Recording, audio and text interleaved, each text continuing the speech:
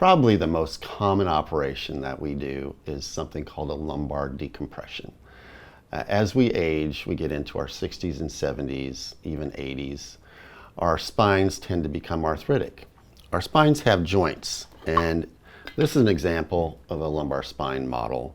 There are 5 bones in the lumbar spine. The front part of the bone is called the vertebral body, and that's the big round block of bone in the front.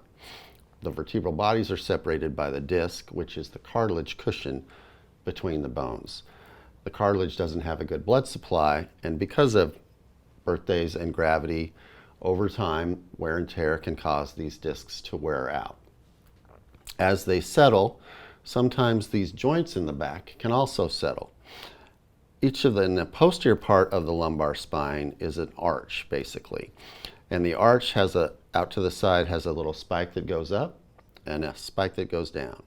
And where those spikes articulate or come together, those are the joints. So we have joints in our spine, which was news to me until I studied neurosurgery.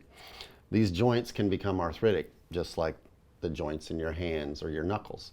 And it's not a problem if these joints grow out into the muscle, but what happens is most commonly that arthritic bone grows down and compresses either the nerve as it exits or the entire spinal canal where the sac of nerve roots lives.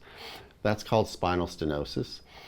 We see those patients in the Walmart. They're the ones that are bent over walking with their carts. Frequently those patients get pain in the distribution of the nerves, so they'll have pain in their buttocks, their hips, their thighs, their calves, even their feet. Spinal stenosis is extremely common, and it's also really relatively easy to resolve. But most of the time, what we have to do is go in and remove the compression on the nerve roots. And so, again, the most common thing we do is a foraminotomy or decompression. So a foramen is the hole where the nerve root comes out. Otomy means to make a hole. So when we do a foraminotomy, we're making a hole and enlarging the hole where the nerve comes out. So this means we're removing part of this excess bone above and below, freeing up the nerve roots. And sometimes, if the stenosis or narrowing is so bad, we have to take off the entire arch. That's called the lamina, and that's called a laminectomy.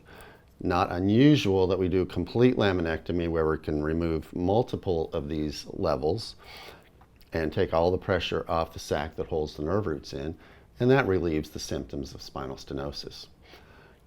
When we do those operations, the most common symptoms are incisional pain, not infrequently in older men.